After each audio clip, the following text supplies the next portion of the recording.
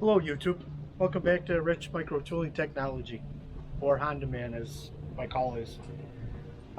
Been a little while since I've done a video. Had some problems with my family, and they've been resolved, not to the favorable.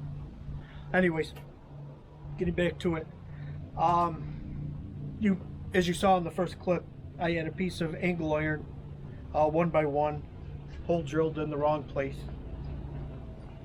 Suppose I could have pulled another piece off the rack and cut it, but the price of steel these days, I grabbed out my Hobart Handler 140,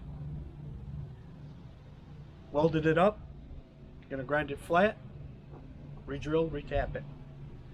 Main reason for this video is my old helmet was getting real weak, tough to the eyes. It seems like you'd strike an arc and there was too much of a delay. No matter how much you set the darkening feature on it, it just seemed to it burn. So I decided that I'd go online and take a look and see what was available.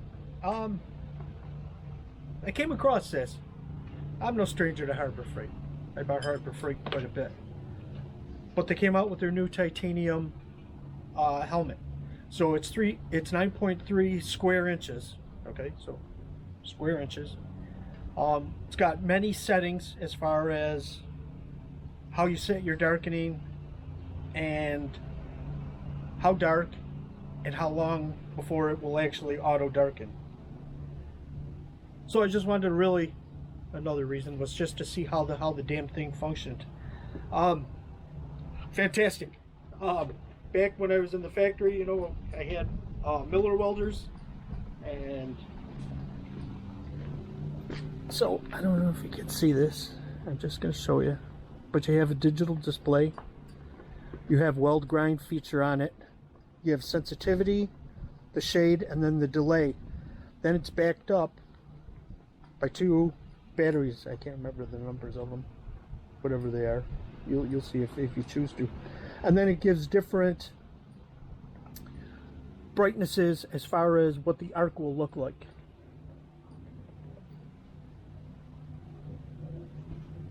Overall, I can't lie to you, I love the ninja fucking green. That is like totally awesome. Okay, well, with that being said, my review of the helmet is I paid $89 for it. I waited for I think it was 25% off coupon, and I finally pulled the trigger on that. I would definitely, if this one took a crap or I lost it or dropped it or whatever, someone stole it, I would go out and buy another one. For the money, it blows Lincoln, Miller, even the Hobart welding helmets right out of the water.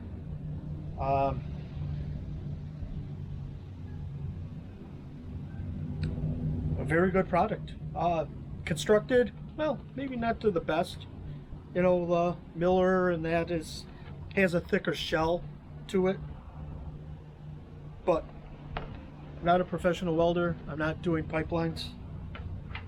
I have a little small machine shop. I have instances